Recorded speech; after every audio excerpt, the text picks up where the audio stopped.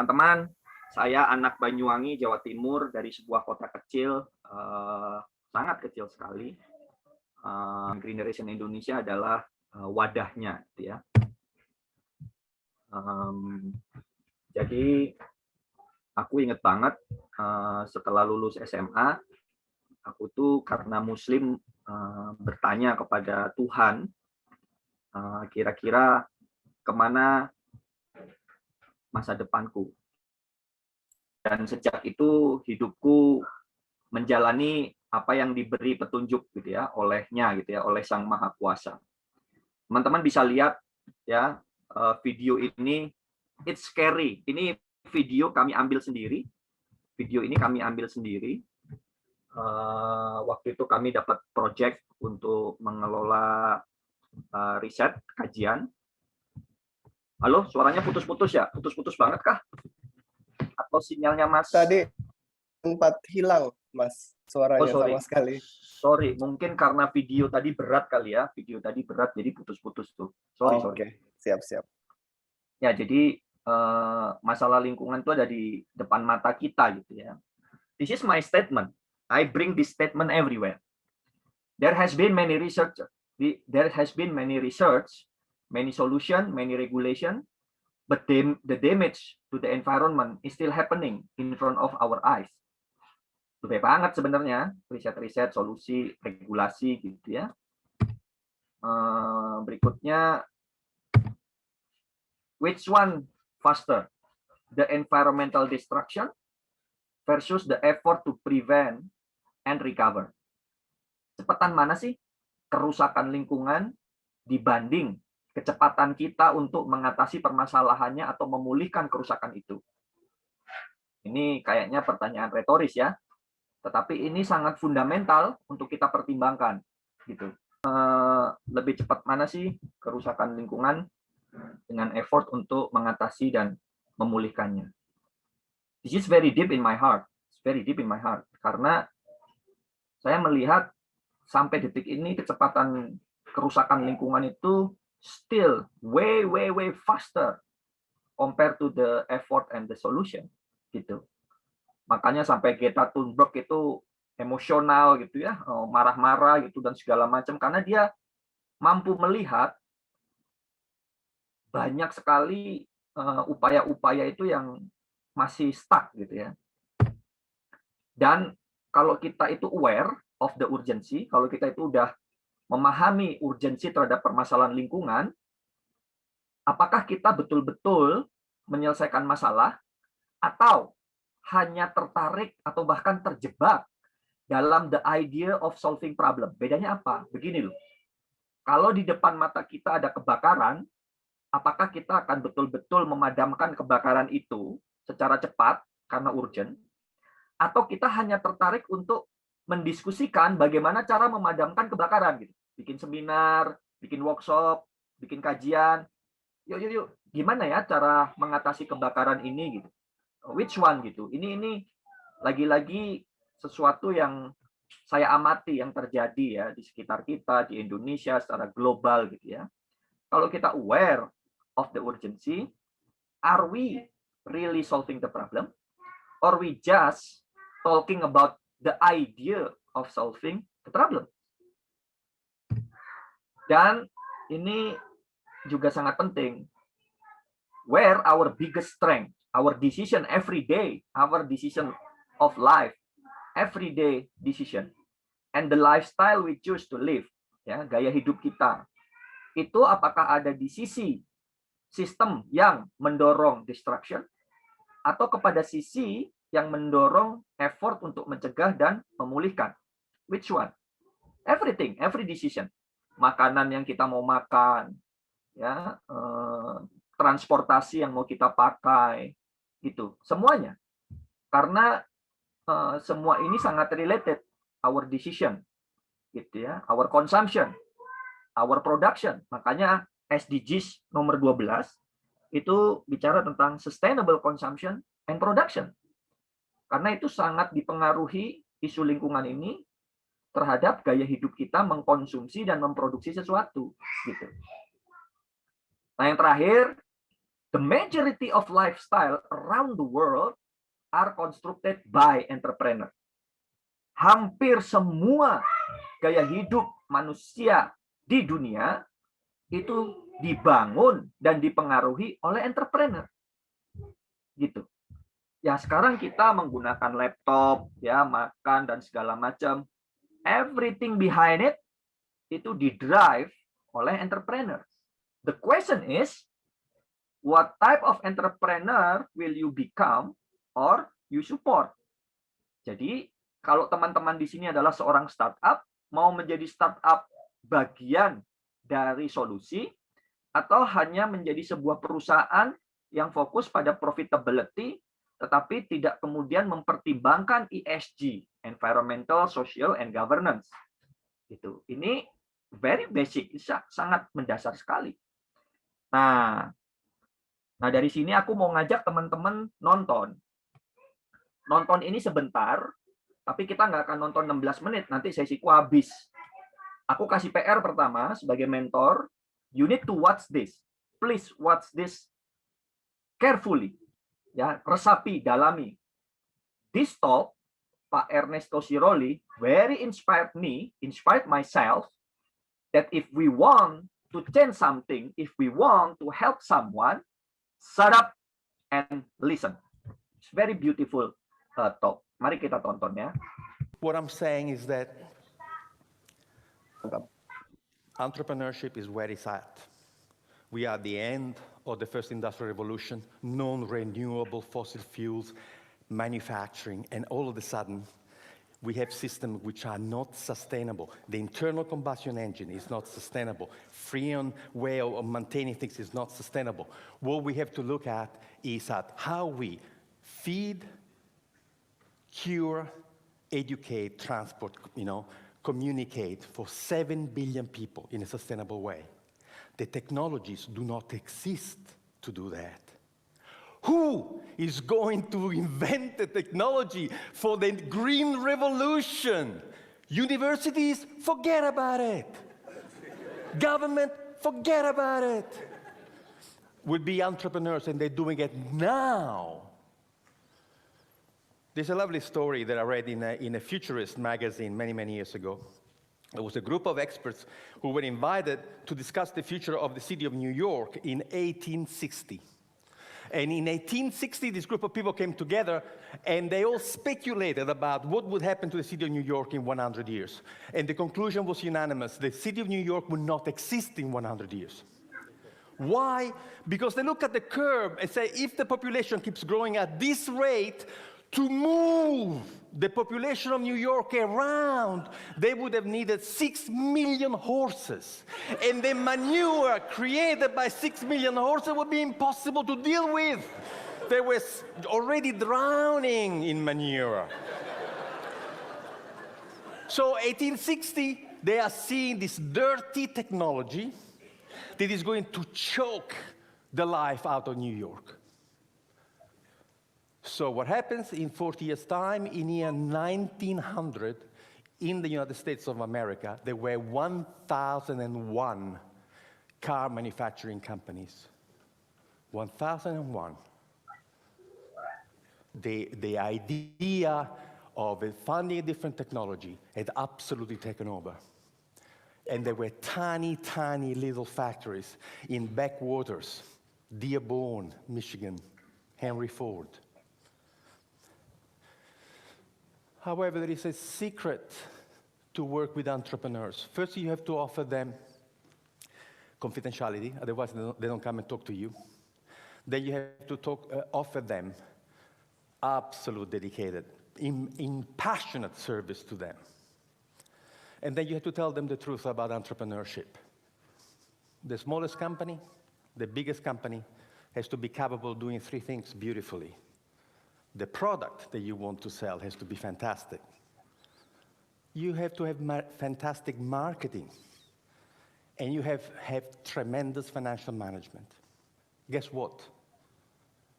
We have never met a single human being in the world who can make it, sell it, and look after the money. Doesn't exist. This person has never been born. We've done the research, and we have looked at the 100 iconic companies of the world: Carnegie, Westinghouse, Edison, Ford, all the new companies, Google, Yahoo. There's only one thing that all the successful companies in the world have in common. Only one. None was started by one person. Now we teach entrepreneurship to 16 years old in Northumberland, and we start the class by giving them the first 2 pages of Richard Branson autobiography, and the task of the 16 years old is to underline in the first 2 pages of Richard Branson autobiography how many times Richard uses the word I, and how many times he uses the word we. Never the word I and the word we, 32 times. He wasn't alone when he started. Nobody started a company alone. No one. So we can create a community where we have facilitators who come from a small business background, sitting in cafes, in bars, and are your dedicated buddies, who will go to you what somebody did for this gentleman who talked about, this epic.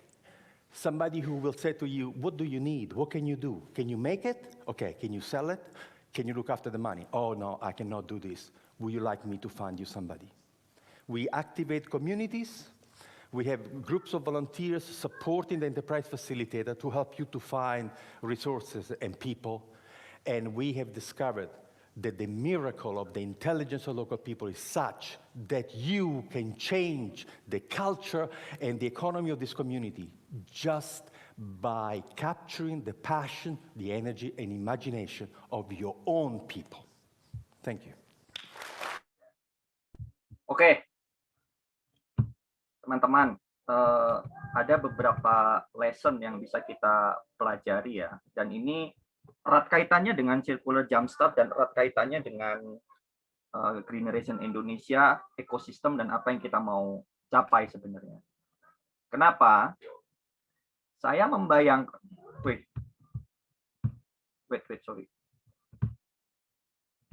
Saya membayangkan di tahun 2006-2008 pada saat saya membangun Greeneration Indonesia, we have no one. Kita nggak ada yang mendampingi. Kita cari semuanya sendirian. Ingat, saya anak dari kampung, anak dari kota kecil Banyuwangi. I am no one. I am just someone who want to do something yang betul-betul ingin berkontribusi terhadap lingkungan. And I'm started from totally zero. Merangkak, mencari tahu, segala macam gitu ya. And we have the privilege now, setelah kami berjalan sekitar 13-15 tahun dari 2006-2008, we have to privilege. Kita bisa duduk bersama dengan menteri. Ya, access to government is very good that we have. Access to capital, kita bisa duduk dengan para investor. Ya. Access to network, kita bisa duduk dengan beragam organisasi, institusi, semua. Ya. Access to market, kita kenal banyak perusahaan-perusahaan yang bisnisnya B2B. Kita membangun komunitas di 34 provinsi yang peduli lingkungan. So started 2020, saya menyadari ini dan saya bilang ke teman-teman di Greeneration Indonesia, guys, we need to do something faster. Dengan kecepatan kerusakan lingkungan yang seperti ini, kita nggak bisa lagi sendirian. So, pada saat aku lihat kanan kiri, banyak banget anak-anak muda, anak-anak bangsa yang betul-betul ingin do something membangun perusahaan, membangun organisasi, membangun inisiatif, membangun startup gitu. I love it. Bahkan aku sampai jabanin satu persatu, aku kunjungin kalian, aku datang ke tempat kalian, aku datang ke workshop kalian, I listening your passion, I'm listening your idea dan segala macam. Dan setiap aku datang itu di dalam benakku, what can I do to help all of you? Apa yang bisa aku lakukan gitu. Jadi sambil kami datengin kalian satu-satu gitu ya. Aku do something, kami do something, kami merangkul teman-teman, merangkul siapa yang saya kenal dan lain-lain. And we tell the patient that we want to do something bigger. Kita ingin membuat yang disebut dengan faktor kali. Nah, seperti yang dibilang sama Ernesto Siroli tadi, balik ke presentasiku, bentar ya.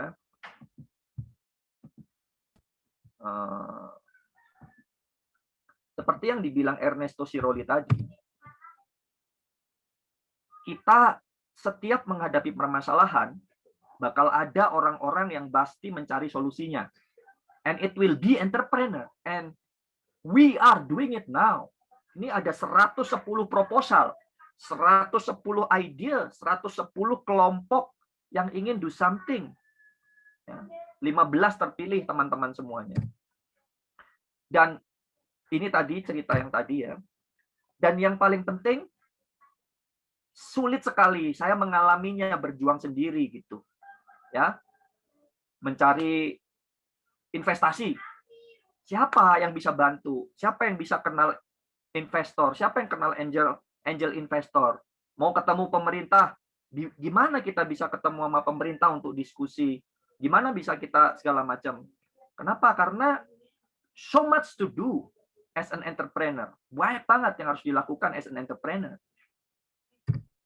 Jadi, apa yang aku lakukan sebenarnya mengcapture apa yang aku dengar dari Ernesto Siroli dan aku share ke teman-teman di Greeneration Indonesia, dan kami bilang dan bersepakat that we need to support, we need to create an ecosystem untuk kita bisa berjuang bersama-sama, berbagi resources, berbagi pengetahuan, berbagi informasi dan lain-lain. And we gather it now in Circular Jumpstart. Teman-teman bisa, kami akan mendengar ya sebagai mentor-mentor, sebagai yang akan membantu. We want to hear your story, we want to hear your needs, we want to support you. Why? This world need the invention, this world need you to be established, bigger, stronger, create more impact. Untuk apa? Supaya kecepatannya tadi bisa lebih cepat. Gitu loh. Nah, coba bayangin, kira-kira ini yang terjadi. This is you with all your passion, with all your idea, and this is your goal. Kira-kira teman-teman membayangkannya, wah, gue mau membangun startup seperti ini, itu targetnya segala macam gitu. But in the reality, oh, the journey is not this simple, the journey. The journey is really, really bloody hell. Benar-benar. I've been through that, guys. Ya, ingat ya, aku bukan anak miliuner, bukan anak bilioner gitu yang punya resources gitu. Jadi sekarang yang kami punya adalah pengalaman, informasi dan lain-lain. Di titik ini kami bisa membantu menjelaskan, di titik ini kami bisa bantu menyediakan tangga, di titik ini kami bisa membantu menyiapkan perahunya, talinya, dan lain-lain. So you will get to your finish. And we want you to get there in the finish line. Pretty much. Why? We cannot do this alone. Nggak bisa. The problem is too complex. The problem is too big to face alone. Gitu. Jadi, we are exist ecosystem to help all of you and to support all of you. So, ada dua yang ingin aku titipkan. Satu, pada saat para mentor-mentor ini yang sedang berdiri di tiap titik untuk menghadapi berbagai tantangan teman-teman, hak cipta, pajak, keuangan, marketing, production, innovation, developing the technology, banyak banget, semuanya ada banyak banget. So please listen well, and the most important thing is do it. Do. Lakukan. Kenapa? Karena kalau beberapa bulan ke depan hanya akan menjadi knowledge and information, ya juga nggak akan kemana-mana. Gitu. Jadi itu titipanku yang nomor 1. Sukses atau tidaknya teman-teman, it will be you, the entrepreneur, who do and create the action. We will very passionate to support and help you. Mostly ekosistem nanti kita bakal punya plan, kita akan berkembang dan lain-lain. Kita hadir untuk ikut passionate menjadi bagian dari bisnis teman-teman, nanti akan diceritakan sama Jody. Yang kedua adalah aku ingin ngasih tahu mentality, kekuatan, aku bisa bilang bouncing back itu. Karena di tiap perjalanan ini kalian akan kesandung, kalian akan terjebrembab, kalian akan kecemplung, kalian akan kelelahan, kalian akan kehujanan. So, dari sekarang sadari medannya. Itu, medannya seperti ini sehingga siapkan mentality, siapkan kekuatan, kesehatan. Sedih wajar, kesandung sakit, aduh sakit wajar. But we need to get back as fast as we could, ya, bouncing back, kekuatan bouncing back. Aku selalu asosiasikan dengan bola basket. Bola basket itu kita pantulkan sekeras apapun ke bawah, jatuh, dia akan mantul setinggi betapa keras dia jatuh. Dia akan melompat lebih tinggi. Dengan catatan, bola basketnya dia full berisi. So artinya, teman-teman perlu mengisi diri. Mengisi diri itu dengan ilmu, dengan kematangan, dengan kedewasaan, your emotional, semuanya. Jadi itu harus diisi. Kalau nggak diisi, bola basket yang kosong, nggak ada udaranya, dia dijatuhkan ke bawah, dia diem, lembam. Blep, gitu doang, kagak mantul. Jadi pesanku 2 itu. Nah, ini contoh ya, betapa banyaknya yang harus dipikirkan. Ini hanya salah satu potret. Ngurusin bisnis, banyak lagi potret-potretnya. Pak Porter ini motret dari sisi sebelah sini. Bahwasanya value chain bisnis itu terdiri dari primary activity and supporting activity. Dan ini semua perlu mulai kita bangun bertahap. Kita melakukan sesuatu dalam satu waktu juga sulit. Jadi ada caranya, ada metodologinya. Nah, disinilah sesi mentorship dan kehadiran ekosistem ingin membantu para entrepreneur bisa step by step melakukan ini semua. Ya. Nah, ini terakhir slide-ku, ngomongin tentang business mastery. Teman-teman harus bedakan urusan owner, founder, and co-founder. Ya. Ini penting banget. Tolong clear. Ya, siapa founder, co-founder. Ini titik pertama yang biasanya bisa menjadi batu hambatan. Pertemanan, jalan aja, tapi nggak clear. Kalau berhasil, nanti berantem, ngeklaim, ini saya paling berhak. Kalau gagal, berantem, karena nanti menyalahkan, ini salah kamu, segala macam. Gitu. So, you need to be very clear. Siapa foundernya, siapa co-foundernya, perannya apa, tanggung jawabnya apa, haknya apa, kewajibannya apa, even sampai percentage ownership-nya berapa. It's very important untuk berdiskusi tentang hal itu. Kedua, di level eksekutif, siapa co-founder dan founder yang mau bekerja mengeksekusi bisnisnya. Di bagian mana? Ada 4 hal fundamental. Marketing, sales, operation, production, human resource, finance, administration. Seorang founder, co-founder kadang-kadang melakukan semua ini. Semakin spesifik orangnya dan semakin lengkap orangnya semakin bagus. Ingat kata Ernesto Siroli, belum ada satupun orang yang lahir jago bikin produk, jago menjual, dan jago ngelola uang. Nggak ada orang ini gitu. Jadi kalian harus pilih, oke, gue mau bikin produk, atau gue mau jago menjual, atau gue jago untuk mengelola keuangan atau membuat perencanaan keuangan. Which one? Tapi 3 ini perlu ada minimal. Dan ini untuk business mastery ditambahin human resources karena kita akan ngurusin orang nantinya. Gitu ya. Nah, level direksi, level direktur, level C-level itu dapat gaji wajib. Kalaupun nggak dapat gaji, ya diutangin dulu, tapi ditulis. Itu akan menambahkan ownership shares, teman-teman juga. Itu harus clear. Kalau enggak, nanti menjadi batu sandungan. Nah, ini fundamental banget business mastery yang ingin saya lakukan. Tugas owner, set up the vision, and then memprovide resources. Tugasnya direksi adalah mendirect, mengarahkan dan memimpin dan lain-lain, bekerja, working on it. So sometimes startup ada di dua kaki. Kapan kita harus menjadi owner and founder, and kapan kita harus menjadi C-level atau direction. You need to be clear on that. Itu aja sih dari aku, teman-teman. So saya membayangkan kalau acara Circular Jumpstart dan ekosistem hadir di tahun 2006-2008 saat Greeneration dibuat, saya rasa kita akan jauh lebih bisa berkembang dan lebih maju karena kita akan dibantu dan kita nggak merasa sendirian. Thank you. Enjoy all the session. Enjoy Circular Jumpstart. Best of luck. Semoga kita bisa melakukan perubahan bersama-sama. Thank you very much. Terima kasih Mas Sano. Very presentations dan juga membuka sesi kita yang akan panjang 2 bulan ke depan.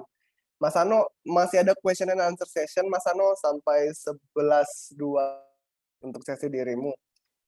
Jadi, Mas. Hadir. Standby. Siap. Memastikan. Oke, dari teman-teman mau ditanyakan, kasih komen terkait di overall landscape and success story of being entrepreneurs, atau bahkan mau nanya sesuatu yang directly to what Mas Sano do in Waste for Change, feel free.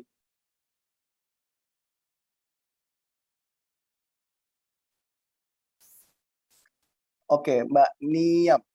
Silakan, Mbak.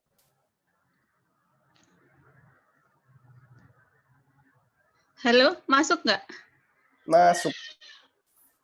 Oh ya, mau nanya kan tadi ya kita pasti nggak bisa jalan sendiri kan untuk bikin bisnis startup dan sebagainya, apalagi di bidang sirkular ekonomi itu susah gitu kan. Nah, kalau tadi kan partner mungkin dari untuk start bisnis gitu ya, as person gitu kan. Nah, gimana nih kalau misal partner tapi bisnis sama bisnis yang lain misal kayak gitu. Itu apa sih gitu pertimbangan kalau misal kita akan berpartner dengan bisnis yang lain, misal kayak gitu sih. Oke, jadi apa pertimbangan kalau berpartner dengan bisnis juga, bukan orang gitu ya, co-foundernya bukan tapi bisnis. Silakan Mas Sano.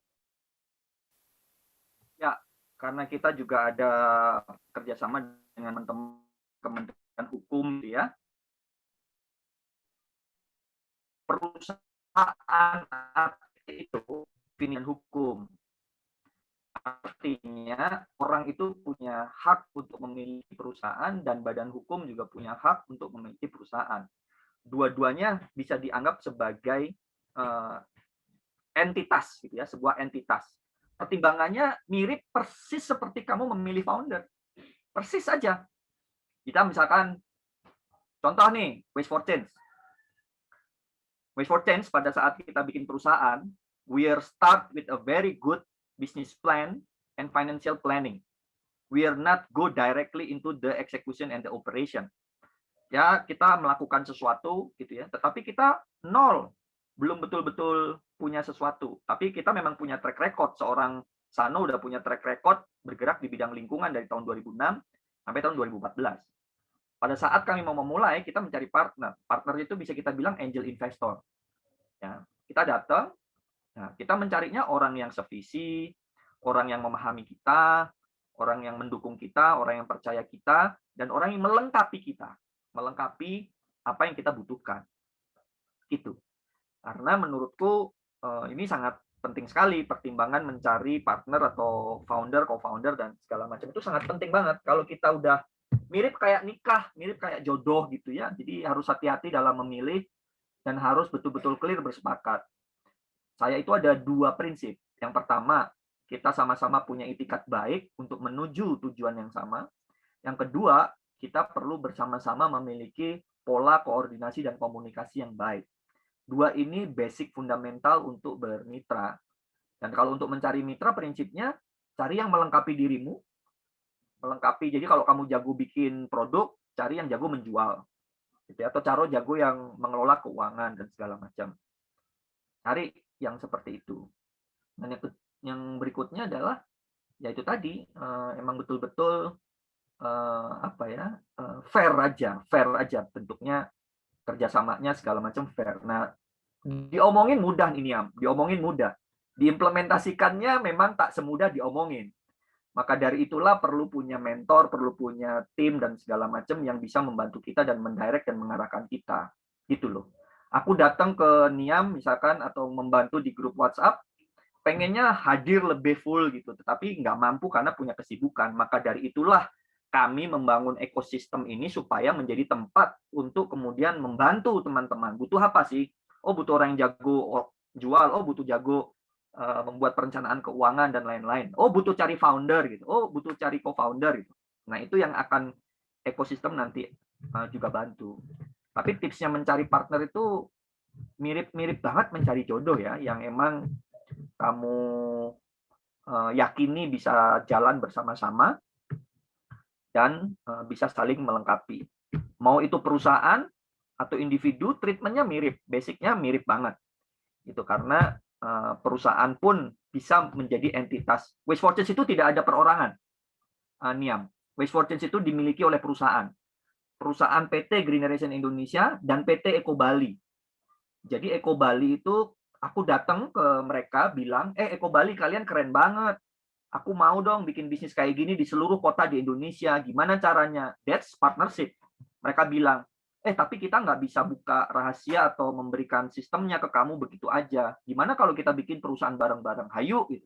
Jadi foundernya perusahaan gitu, PT Green Generation dan PT Eko Bali bikin Waste for Change gitu. Terus bagi tugas, oke, siapa direkturnya yang tadi? Oke, direkturnya aku ya gitu, aku yang kerja dan segala macam. Nah, hal-hal seperti ini harus dipahami gitu ya.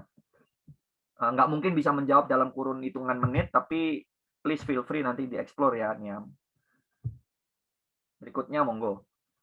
Siap, terima kasih Mas Hano. Nanti untuk follow on questions kita linkin grup, bisa di-post di situ, kita akan coba untuk endorse mentor-mentor untuk interaksi di sana. Udah ada 3 lagi yang bertanya, kayaknya ini 3 pertanyaan, nah kita cuma sampai 11.25 sebelum sesi Mbak Anggi. Mas di Grow Cycle, monggo Mas. Ya, terima kasih. Mas Hano boleh nggak cerita dari yang tadi rintangannya, ada yang harus bikin perahu dan lain-lain, itu mana yang paling bikin Mas Hano merasa putus asa lah di situ, pengalamannya apa, lalu solusinya apa.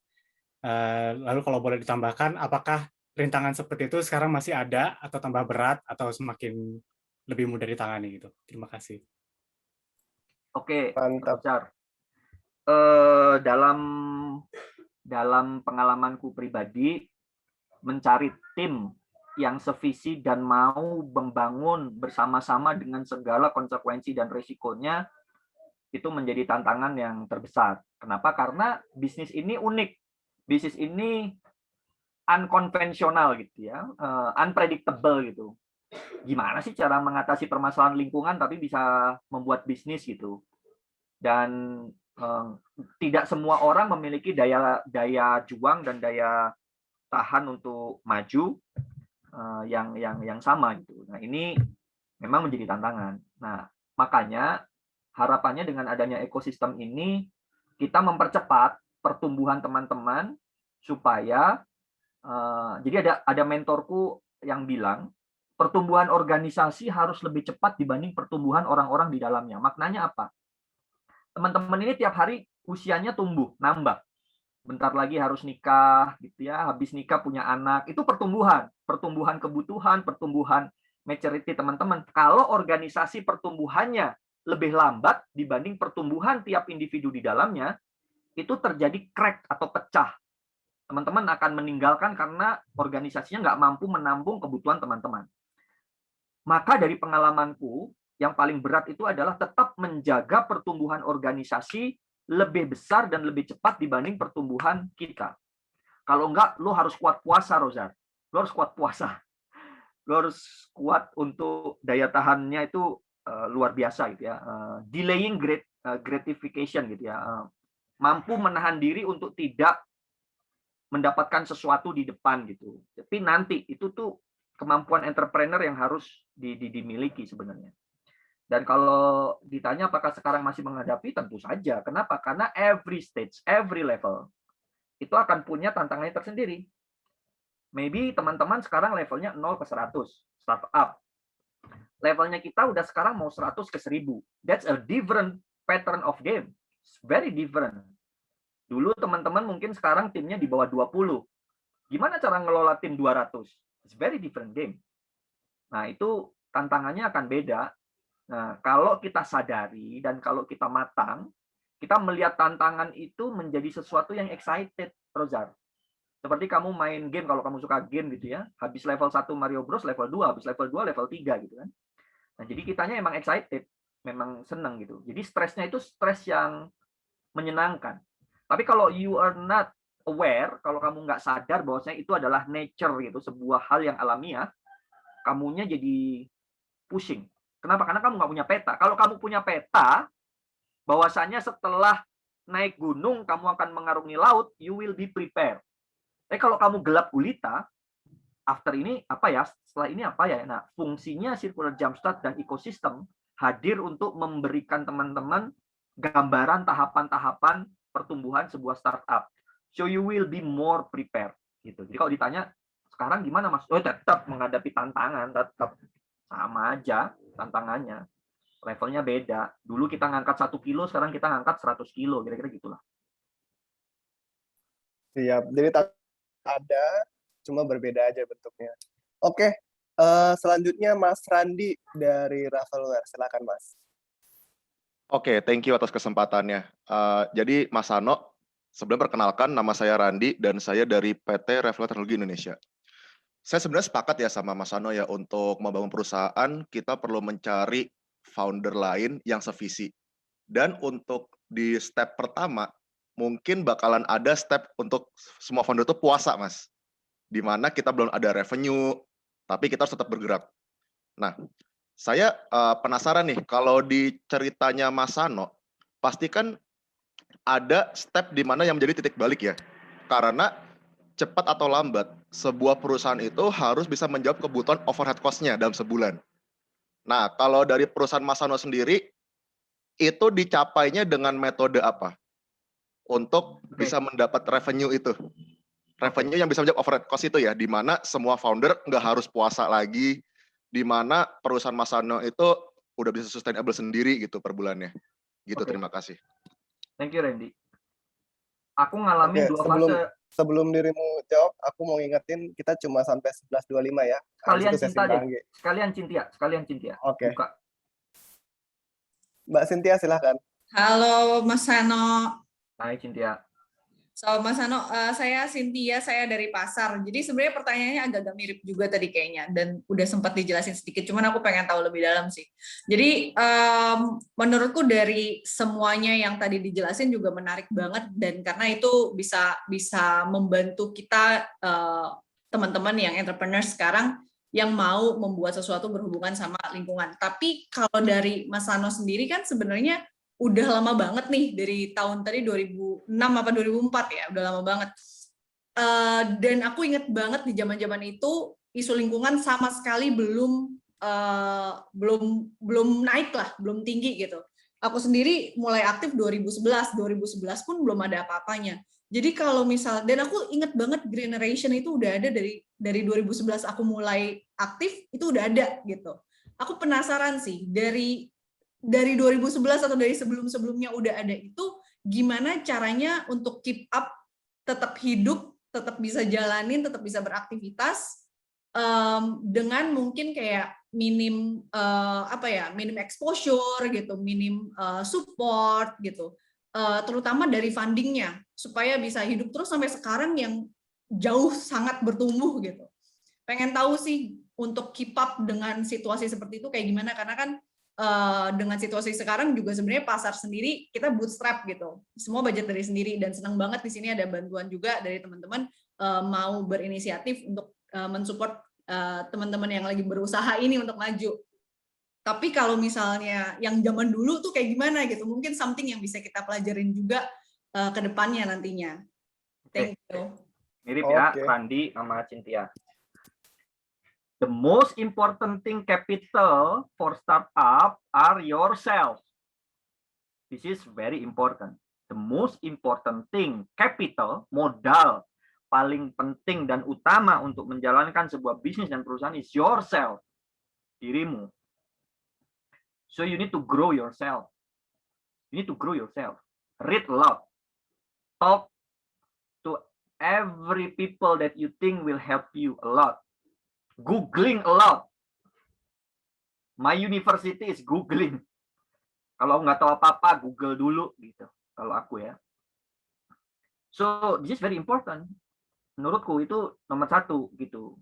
Yang kedua, tadi aku mau cerita ke Randi sekaligus menjawab Cynthia. Kami mengalami 2 fase. Fase membangun PT Greeneration Indonesia dan fase membangun PT Waste for Change. It's different complete games. Karena kita learn, karena kita belajar. Pada waktu bikin PT Greeneration Indonesia, dimulai inisiasinya dari tahun 2006-2008 as an idea, as a concept, catatan dan segala macam, udah punya nama Greeneration Indonesia, tapi kita betul-betul start tahun 2008.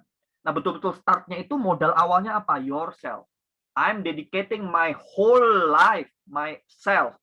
Jadi aku bilang kepada timku waktu itu, 2006-2008 itu cara ngerjainnya masih perintilan, sambil kerja ke sana jadi konsultan, sambil ngerjain mimpi Greeneration Indonesia, sambil ke sana segala macam.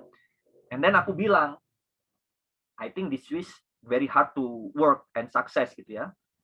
Kalau aku percaya sama ideku, Greeneration Indonesia, I need put myself 100%, all my energy, all my mind, all self into Greeneration Indonesia. And I do that. That's the most basic capital yang sebenarnya aku lakukan.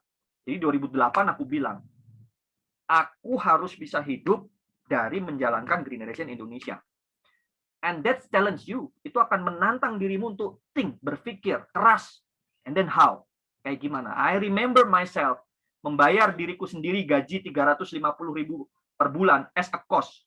Gaji, cost 350.000 per bulan. Harus, wajib. Gitu ya. Karena aku nggak mau terus-terusan, justru aku yang mengeluarkan dana kepada Greeneration, tapi Greeneration yang harus memberikan something ke aku dengan cara perjuangan dan kerja kerasku. Gitu. Gimana caranya? Ya, even mungkin di bulan ke-3, bulan ke-4, itu langsung jump. Pertumbuhannya entrepreneur tuh kayak gitu ya, dari 350.000 per bulan, and then I can afford to pay myself to 2009 waktu itu, 2.500.000 gitu.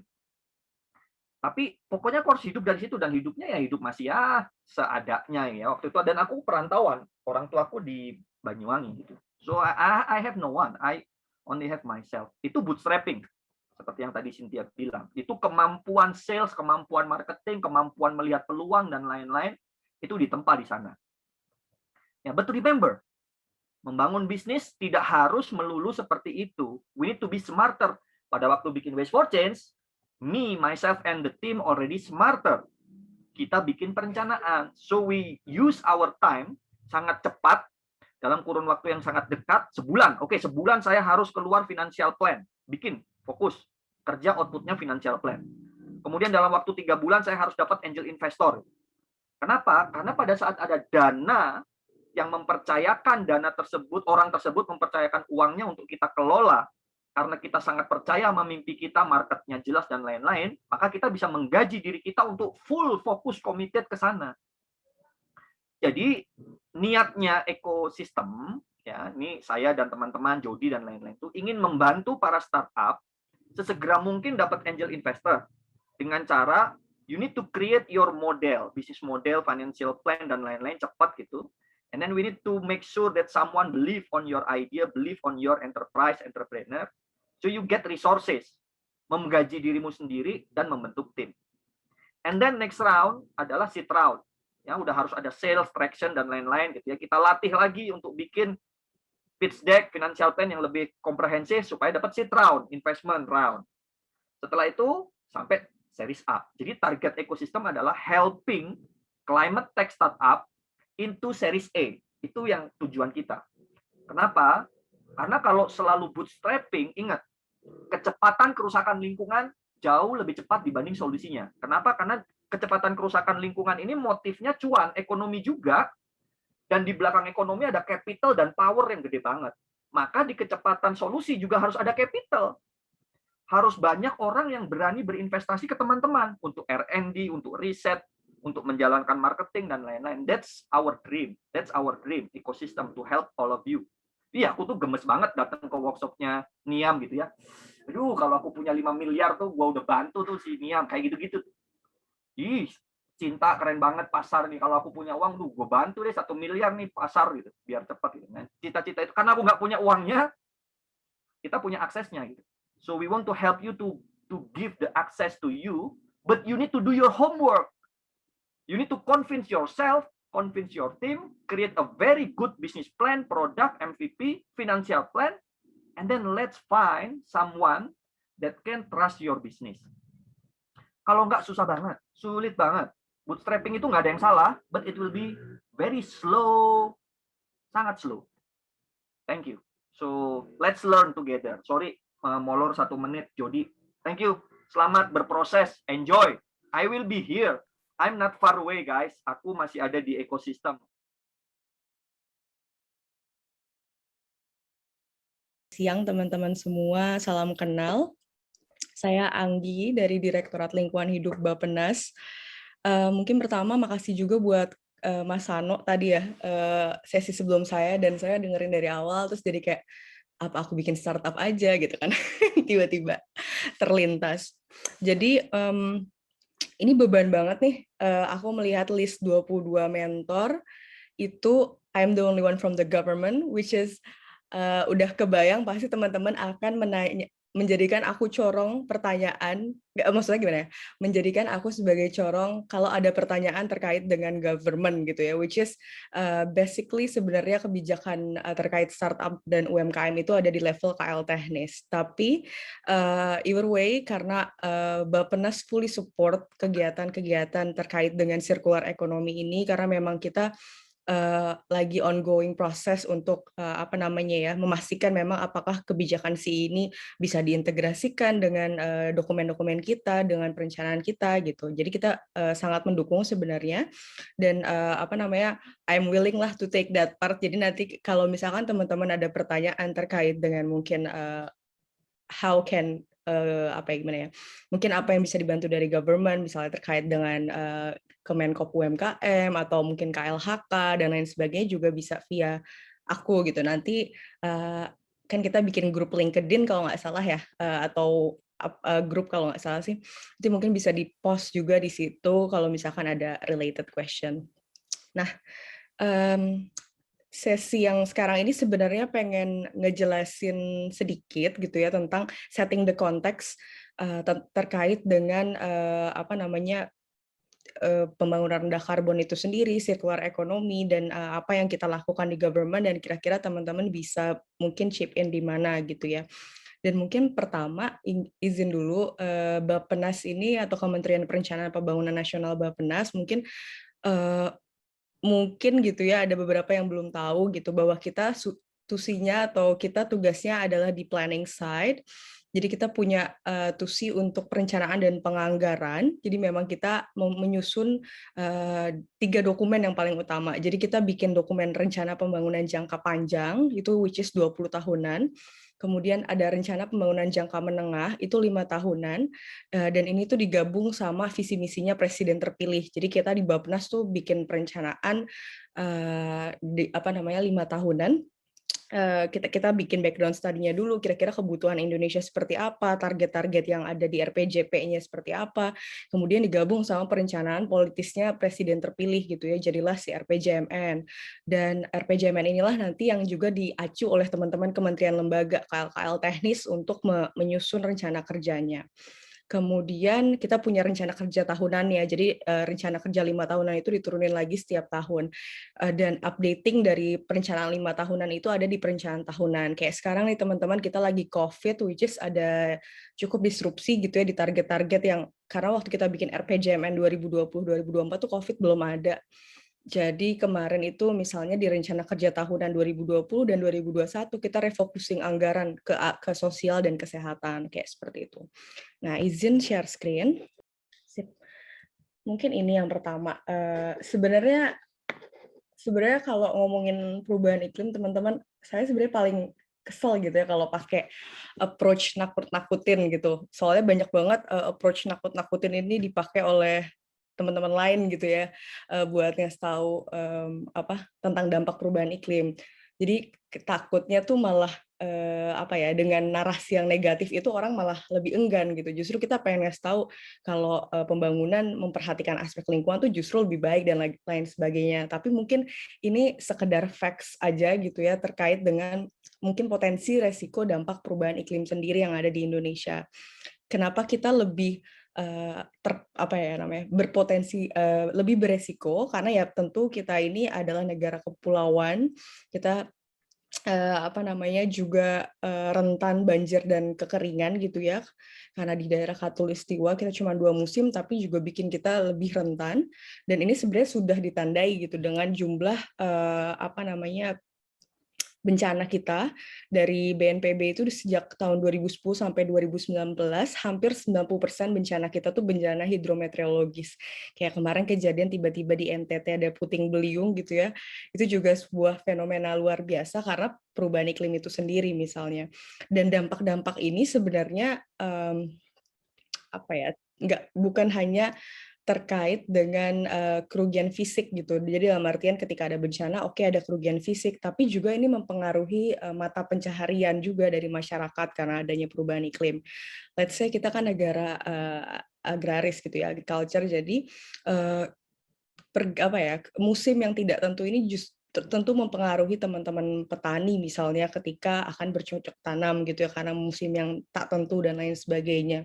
Kemudian kita juga perikanannya juga kita dorong kan, dan perubahan iklim ini membuat beberapa dampak misalnya seperti tinggi gelombang dan lain sebagainya yang meningkat, dan itu mempengaruhi petani karena begitu tinggi gelombang naik gitu ya, kapal-kapal nelayan mungkin juga perlu di-adjust atau beradaptasi gitu ya untuk dinaikkan lagi speknya supaya bisa melaut dengan lebih safe gitu ya, jadi lebih safe secara pekerjaan. Ini mungkin beberapa dampaknya, dan memang mungkin perlu di-emphasize juga bahwa kadang orang tuh menarasikan perubahan iklim itu adalah dampak lingkungan gitu. Jadi dalam artian ini adalah isu lingkungan. Dan apesnya kan kalau ngurus isu lingkungan adalah orang tuh baru sadar pentingnya kalau udah ada dampaknya gitu kan ya. Kalau udah terjadi nih kejadian bencana alam kah, atau misalkan longsor, sampah longsor lah atau apa, TPA meledak gitu kan, itu baru sadar kan, oh iya ya lingkungan tuh penting gitu. Tapi di sini saya pengen nekanin bahwa perubahan iklim ini sebenarnya, atau climate crisis atau climate change, ini adalah isu pembangunan gitu ya. Ini isu lintas sektor, ini isu lintas generasi gitu ya. Mungkin kita juga yang generasi muda lebih terdampak, tapi ya ini lintas generasi.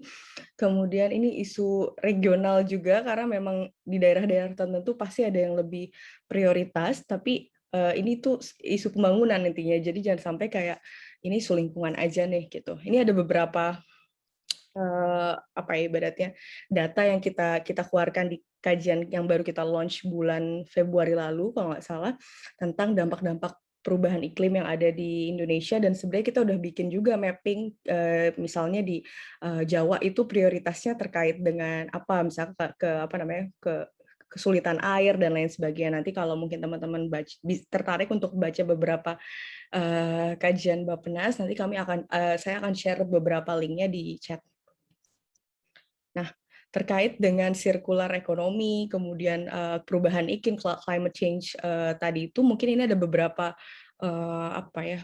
setting the context policy makronya gitu ya. Jadi pertama kita punya NDC teman-teman.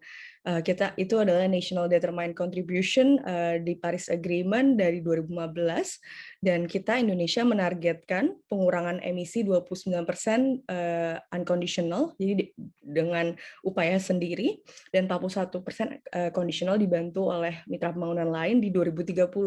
Meskipun sekarang lagi gencar nih dibahas gitu ya tentang net zero emission dan updating NDC kita, tapi karena masih dalam tahap pembahasan, mungkin tidak bisa saya sampaikan lebih lanjut pada forum ini.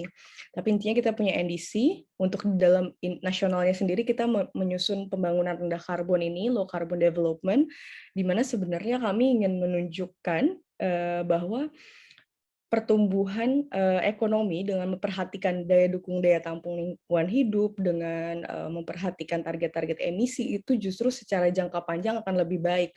Karena nanti akan ada pada satu titik ketika ekonomi tidak memperhatikan sumber daya alam dan lain sebagainya, justru akan anjlok gitu. Nah, di pembangunan rendah karbon ini ada beberapa sektor prioritas, dan mungkin yang terkait dengan circular economy itu lebih banyak di sektor energi, waste, dan juga green industry. Kita juga punya target SDGs, dan kami merasa bahwa circular economy practice itu bisa jadi semacam toolbox untuk kita mencapai target-target SDGs kita. Kemudian di dalam RPJMN tadi, low carbon development masuk, SDGs masuk, dan circular economy ini mungkin apa ya, jadi teman-teman circular economy ini kan sebenarnya introduce dari teman-teman dari Uni Eropa gitu ya. Dan kita di Government of Indonesia itu sebenarnya pas nyusun RPJMN tuh dipepet terus, ayo dong masukin circular economy di RPJMN gitu. Tapi kita merasa bahwa loh, kita harus tahu dulu circular economy untuk konteks Indonesia itu seperti apa, indikatornya mau seperti apa. Apalagi juga tadi juga saya lupa oleh siapa dikemukakan bahwa CE itu kan relatively mungkin ya direlatekan dengan industri-industri besar gitu. Sementara kita 60%-an lebih itu mungkin small medium enterprise. Gimana caranya kita bisa men-CE-kan ekonomi kita, khususnya SMEs gitu kan, tentu banyak challenge juga yang perlu kita jawab. Makanya kemarin tuh di dalam RPJMN kita nggak ada kayak khusus gitu ya, prioritas nasional atau kegiatan prioritas CE, tapi ada di narasi memang kita sudah ke arah sana, dan mungkin secara value gitu ya, apakah ada 5R atau ada efisiensi, ada value added, itu sebenarnya masuk, cuman rumahnya sendiri itu belum, dan ini kita berharap di next RPJMN itu kita masukkan fully. Kemudian kita juga punya Indonesia Visi 2045, di mana itu merupakan visi 100 tahun setelah kemerdekaan Indonesia, dan kita berharap di 2045 nanti itu kita sudah keluar dari middle income trap, GDP growth-nya juga 6% annually dan lain sebagainya, dan di sini juga aspek lingkungan juga masuk, dan circular economy sebenarnya juga sudah kita masukkan di visi Indonesia 2045. Nah, ini tadi yang saya sampaikan terkait dengan pembangunan rendah karbon. Jadi ini struktur dokumen perencanaan kita Indonesia dalam 5 tahun, dari 2020 sampai 2024. Ada 7 agenda prioritas gitu ya, dimulai dari ekonomi sampai stabilisasi Polhukam. Nah, ini kita punya PN khusus sendiri nih untuk lingkungan hidup. Ini aku mesti cerita bahwa ini merupakan kali pertama kita punya bab khusus soal lingkungan hidup. Jadi kalau teman-teman baca yang dokumen sebelumnya dan lain sebagainya itu nggak ada bab khusus soal lingkungan hidup. Kenapa ini menjadi penting? Yang pertama adalah perencanaan dan penganggaran itu seharusnya selaras. Jadi harapannya ketika kita merencanakan lingkungan hidup, punya prioritas nasional sendiri tentang lingkungan hidup, ini juga akan diikuti dengan penganggaran yang baik gitu ya. Jadi teman-teman kementerian lembaga akan menjadikan target-target mereka lebih ambisius sesuai dengan apa yang tercantum di dalam PN 6 ini.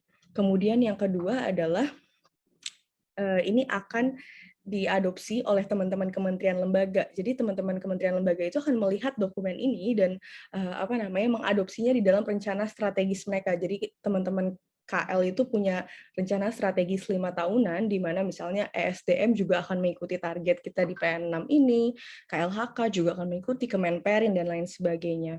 Kemudian yang 3, tidak kalah penting, sinergisasi perencanaan antara nasional dan subnasional. Teman-teman Pemda juga akan menjadikan dokumen ini sebagai guidance mereka dalam menyusun dokumen perencanaan daerah mereka gitu. Jadi harapannya nanti memang daerah juga sudah mulai nih mungkin udah beberapa sih daerah yang concern ke lingkungan, tapi harapannya dengan kita masukin di nasional, daerah juga akan lebih mudah untuk adopt dan bargaining ketika nanti harus ke DPRD dan lain sebagainya, karena ini udah di nasional dan lain sebagainya. Nah, kalau di PN6 ini teman-teman kita punya 3 program prioritas. Jadi memang kalau di dokumen perencanaan tuh ada penjenjangan gitu ya, agak ribet memang ya. Ada prioritas nasional, ada program prioritas, ada kegiatan prioritas, sampai nanti akhirnya proyek prioritas nasional yang isinya adalah proyek-proyek kementerian lembaganya. Jadi udah jelas nih kayak pembangunan landfill di mana gitu. Itu nama-nama proyeknya. Nah, kita untuk PP1 nih dia lebih ke peningkatan kualitas lingkungan hidup. Jadi di sini lebih banyak terkait dengan pengolahan sampah, kemudian pengolahan limbah B3 dan B3, limbah berbahaya beracun, limbah medis masuk ke situ, kemudian misalnya pencemaran air dan pencemaran udara, di situ masuk peningkatan kualitas lingkungan hidup. Kemudian kita ada juga untuk peningkatan ketahanan bencana dan iklim. Jadi kalau di perubahan iklim atau di climate crisis itu kan sebenarnya ada adaptation, ada mitigation ya. Adaptation ini ada beberapa sektor tadi, dimulai dari kesehatan, kemudian ada pertanian, lalu ada air dan pesisir dan laut. Nah, itu ada 4 sektor prioritas juga yang kita berusaha jaga, karena kita udah tahu nih climate crisis sudah hadir gitu ya, tapi gimana caranya juga kita bisa lebih beradaptasi dengan misalnya dengan teknologi atau sarana prasarana yang lebih tanggap terhadap perubahan iklim. Kemudian yang terakhir adalah pembangunan rendah karbon ini yang mungkin lebih paling relatable dengan konteks kita pada program ini gitu ya, di mana kita sebenarnya ada 5 kegiatan prioritas. Jadi tidak hanya, karena kadang orang circular economy itu sampah ya gitu kan. Sebenarnya menurut kami di Bappenas, circular economy itu beyond waste management, dan itu selalu kita tekankan karena masih banyak misleading yang mengotakkan CE adalah waste management. Nah, di sini mungkin yang paling related sama CE itu ada di energi berkelanjutan tadi, limbah, dan juga industri hijau. Tapi intinya kami punya 5 kegiatan prioritas nih yang terkait dengan low carbon development, dimulai dari energinya. Di sini lebih ke renewable energy misalnya, atau efisiensi energi. Jadi renewable energy udah tau lah ya, PLTA, listrik tenaga air, tenaga surya, dan lain sebagainya. Kemudian kalau efisiensi energi itu bisa di gedung kayak green building gitu ya, menerapkan misalkan AC yang dayanya lebih rendah dan lain sebagainya, atau juga bisa di industrinya. Jadi industri menggunakan teknologi yang mungkin lebih hemat energi. Kemudian ada lahan berkelanjutan, di sini tidak hanya terkait forestnya, jadi tidak hanya terkait dengan kehutanan, tapi juga terkait dengan agriculture. Jadi pertanian juga masuk ke lahan berkelanjutan, jadi kayak good agricultural practice, pertanian organik, kemudian penggunaan pupuk organik juga sebagai bagian dari pertanian organik juga masuk ke dalam kebijakan di pemulihan lahan berkelanjutan.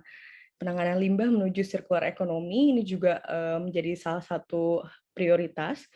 Kemudian yang keempat adalah pengembangan industri hijau. Memang kita sadar bahwa kalau bicara low carbon development atau ke arah circular economy gitu ya, itu juga nggak hanya peran government, tapi industri justru plays a huge role. Jadi di sini kita punya KP sendiri untuk pengembangan industri hijau. Mostly ini KL-nya Kemenperin, tapi ada KLHK juga punya tools misalnya, kemudian OJK punya sustainability report dan lain sebagainya, nih masuk ke KP4, dan yang kelima itu lebih ke mangrove dan pesisir dan laut. Nah, ini sebagai konteks, jadi kalau kita orang suka bingung gitu, ada ekonomi sirkular, terus ada low carbon development, atau ada green economy, terlalu banyak terms memang kadang-kadang bikin pusing. Jadi kalau kami di Bappenas selalu arahnya adalah PRK ini adalah payungnya, di mana ekonomi sirkular itu berada di bawahnya gitu. Dan tadi ini yang ingin kami tekankan juga, bahwa ekonomi sirkular itu lebih dari pengelolaan sampah, tapi lebih jauh lagi itu resource management gitu ya, pengelolaan sumber daya alam, sumber daya mungkin ya, nggak hanya alam. Kemudian indikatornya itu tidak hanya aspek penurunan emisi gitu ya, tapi ada aspek resource efisiensi, misalnya penggunaan air, energi, bahan baku, dan pengelolaan limbah. Kemudian selain dampak lingkungan gitu ya, karena kalau circular economy berarti zoom-nya ke ekonomi dong. Dan memang dampaknya itu tidak hanya ke lingkungan, tapi lebih jauh tuh peningkatan PDB-nya, peningkatan ekonomi kita, serta penciptaan lapangan pekerjaan baru atau green jobs. Itu juga yang pengen kita kedepanin, karena mungkin ada beberapa yang merasa bahwa circular economy itu manfaatnya cuma buat lingkungan gitu, padahal justru manfaat utamanya itu lebih ke ekonomi. Nah, itu mungkin ini sekilas aja. Kemarin kami sempat me-launch sebuah laporan gitu ya untuk sebenarnya bagaimana sih potensi circular economy di Indonesia. Kami sempat zoom in di 5 sektor prioritas waktu itu, di makanan minuman, tekstil, konstruksi, dan retail, dan juga peralatan elektronik. Ini 5 ini memang kontribusinya 33% ke PDB kita, jadi cukup signifikan. Dan ini ada findings-nya yang nanti mungkin bisa dibaca kemudian gitu ya, bagaimana impact dari CE kepada 5 sektor tersebut. Dimulai dari penambahan PDB, penciptaan lapangan pekerja, sampai penurunan emisi gas rumah kaca dan timbulan limbah. Nah, ini mungkin. Jadi kadang-kadang tuh ketika kita berbicara sustainable business atau green business atau mungkin green startup atau climate startup gitu ya, kita terjebak bahwa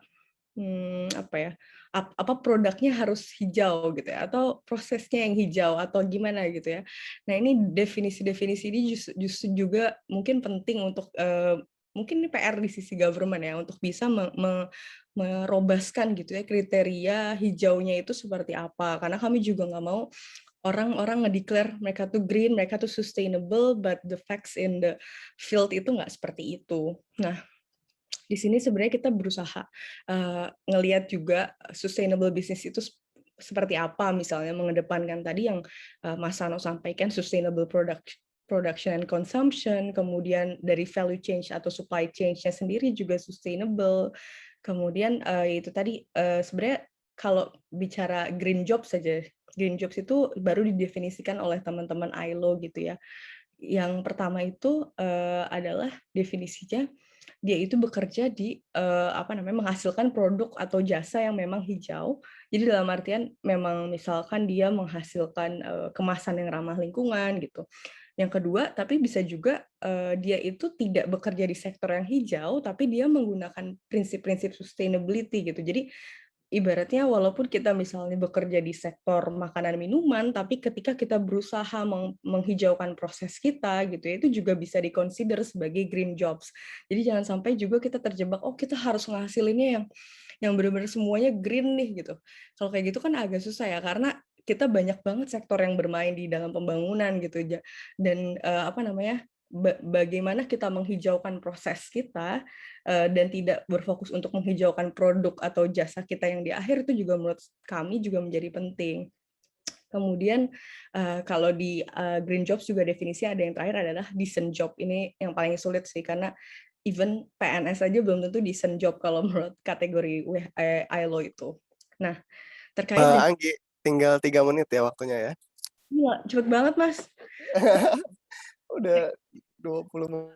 Oke, jadi intinya pengen menekankan di sini bahwa untuk sustainablekan suatu bisnis itu ya mungkin bisa dari produk komoditasnya atau jasa akhir yang memang diproduksi, kemudian dari proses produksinya gitu ya, dan juga dari metode distribusi dan sistem logistik gitu ya. Jadi bukan cuma green products, but it's a green process gitu. Juga bisa jadi salah satu opsi. Kemudian itu tadi kita berharap sustainable business ini memang menjadi kendaraan atau tools kita untuk mencapai tadi target-target besar yang saya sampaikan di depan. Nah, ini even lebih jauh tentang UMKM dan startup, ini memang ada banyak nomenklatur gitu ya. Kemenkop UMKM dia pakai UMKM. Sebenarnya startup ini setahu kami belum ada definisi resminya ya dari kementerian lembaga manapun. Pernah juga sih baca Kemenko Ekonomi gitu ya, pernah men-state definisi startup, tapi by law-nya belum ada nih. Kemudian kalau misalkan di Kemenperin tuh punya industri kecil menengah, jadi memang banyak nomenklatur gitu ya terkait dengan usaha gitu. Tapi untuk prioritas nasional atau yang arah kebijakan kita sebenarnya sudah berusaha untuk mengakomodasi gitu ya startup dan UMKM, khususnya di prioritas nasional 1 tadi yang saya sampaikan ada tentang ketahanan ekonomi dan pertumbuhan berkualitas. Mungkin nanti lengkapnya bisa dibaca lebih jauh. But anyway, sebenarnya ada 6 strategi-strategi pengelolaan UMKM yang kita kedepankan. Jadi Bappenas itu tadi di dalam dokumen perencanaannya kita punya khusus nih tentang major project atau pengelolaan terpadu atau proyek prioritas strategis, maksudnya prioritas strategis atau major project pengelolaan terpadu UMKM. Jadi ada lampiran khusus tuh di Perpres 18 tahun 2020, mana nih major project-nya yang pemerintah akan capai dalam 2020-2024. Salah satunya adalah si pengelolaan terpadu UMKM, di mana strategi-strateginya ada 6 ini, ada penyediaan akses pembiayaan, penyediaan akses bahan baku dan ruang alat produksi bersama, kurasi dan standarisasi produk. Standarisasi memang penting ya, apalagi kalau kita mau related sama ekspor impor, kemudian perluasan akses pasar dan kemitraan usaha. Ini mungkin kayak kalau kita kadang-kadang menggreenkan suatu produk kan otomatis harga mungkin akan meningkat ya. Karena mungkin belum banyak gitu ya secara di pasarnya, sehingga perluasan akses pasar juga menjadi hal yang penting untuk produk-produk berbasis green gitu. Kemudian kita juga ada strategi pendampingan SDM UMKM dan regulasi dan pendataan UMKM. Nah, mungkin teman-teman perlu di-take note nih kalau kita punya Kemenkop UMKM. Tapi urusan terkait UMKM itu tuh ada di banyak banget kementerian. Jadi kalau misalkan teman-teman bergerak di perikanan misalnya, KKP juga jadi salah satu KL yang akan membantu teman-teman untuk untuk mengelola UMKM teman-teman gitu. Jadi ada KL-KL teknis sesuai bidangnya masing-masing yang mengampu ini gitu, meskipun koordinator atau dirijen utamanya adalah Kemenkop UMKM.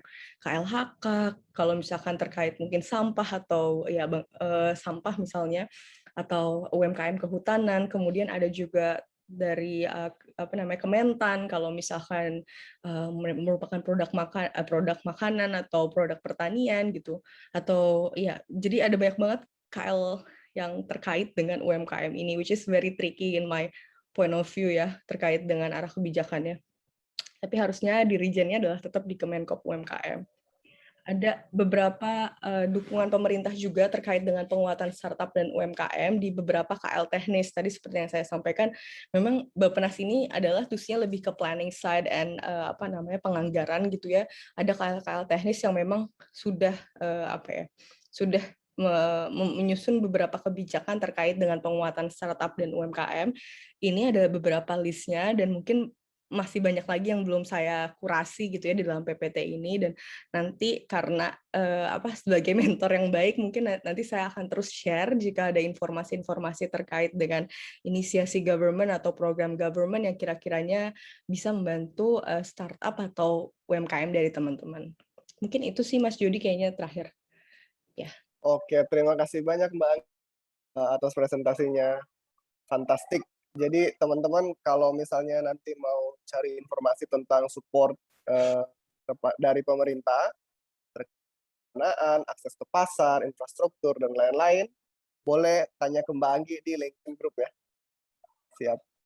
Kita sepertinya karena waktunya sangat terbatas, kita cuma punya yang bisa kita entertain Mbak, biar kita bisa on time break jam 12, karena ada yang Vita itu udah mau jam 1, biar nggak. Silakan Mas Randy. Mas Randi ya. Oh, saya dapat kesempatan. Oke, baik. Terima kasih banyak Mas Jody dan terima kasih banyak kepada Ibu Anggi atas presentasi yang luar biasa menurut saya ya. Jadi Jangan begini. panggil Bu dong, boleh nggak? Oh, panggilnya apa? Kak, gara-gara gue government ya lo panggil Bu. Udah template Mbak. Sorry. Pakai emoji gini aja. Mohon maaf. Oke, Kak Anggi, aku ada pertanyaan Kak. Jadi Oke, kan intinya dari presentasi Kak Anggi itu government cukup memprioritaskan untuk kegiatan yang terkait dengan circular economy ini ya. Tapi apakah kalau untuk perusahaan yang berfokus kepada circular economy ini mendapat semacam privilege terkait dengan pajak Kak Anggi? Karena kalau yang saya tahu perusahaan-perusahaan yang linear ekonomi itu kalau omsetnya mencapai sekian miliar gitu, itu dikasih pajak 22% dari profit. Itu setahu saya ya, mohon maaf kalau ada kesalahan. Tapi kalau untuk perusahaan yang berfokus kepada circular economy ini, apakah mendapat privilege lebih gitu soal pajak, Kak Anggi? Terima kasih. Baik, mantap sekali. Jadi pertanyaannya tentang insentif pajak, Mbak Anggi. Yes. Langsung apa tampung? Sepertinya harus langsung karena habis ini kita udah sayang sekali nanti sisanya conversation-nya di LinkedIn Group. Kita push. Ya. Iya, tadi Mas Randi ya. Terima kasih banyak Mas Randi. Saya lihat Mas Randi aktif banget nih di forum. Anyway, memang kalau terkait dengan skema insentif dan disinsentif untuk circular economy, jujur masih minim, Mas. Termasuk yang tadi Mas sampaikan gitu ya terkait dengan pajak atau mungkin dalam hal ini tax holiday, itu juga masih minim untuk yang terkait dengan lingkungan. Biasanya insentif dan disinsentif ini dilingkan dengan suatu inisiatif. Jadi kayak misalnya di KLHK tuh punya proper yang penilaian perusahaan itu. Kemudian Kemenperin juga punya standar industri hijau yang which is itu memang ranahnya udah perusahaan yang besar-besar biasanya multinasional dan perusahaan besar lainnya gitu. Dan ada beberapa insentifnya memang, jadi kemudahan cukai, kemudahan pajak gitu ya kalau misalkan dia in some extent kalau nggak salah propernya biru hijau ke emas gitu itu ada. Terus standar industri hijau juga lagi digodok untuk insentifnya. Tapi memang kalau untuk yang ini kalau kita bicara startup dan UMKM ini belum ada memang kalau untuk yang terkait pajak seperti itu setahu saya ya, tapi nanti mungkin saya mesti confirm juga ke Direktorat Keuangan Negara, ada juga soalnya mengurusi khusus untuk tax dan insentif non insentif lainnya untuk fiskal seperti itu sih. Dan harapannya juga kegiatan ini gitu ya, meskipun saya sebagai diproposnya sebagai mentor, tapi saya benar-benar berharap juga saya bisa belajar dari teman-teman gitu ya, kira-kira needs-nya untuk di level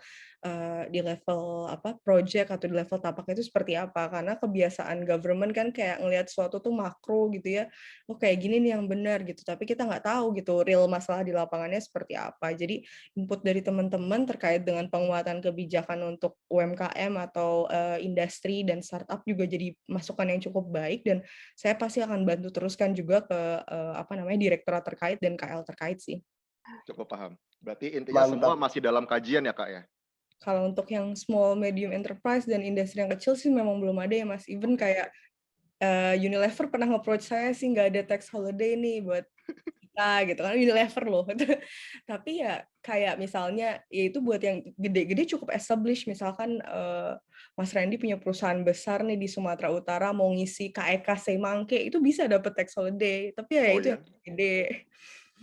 Biasanya ya itu mendukung kawasan ekonomi khusus atau mendukung kawasan industri, dia dapat banyak privilege sih untuk yang kayak insentif gini. Tapi untuk yang green-nya mungkin ya we have a lot of homework to do sih from the government side.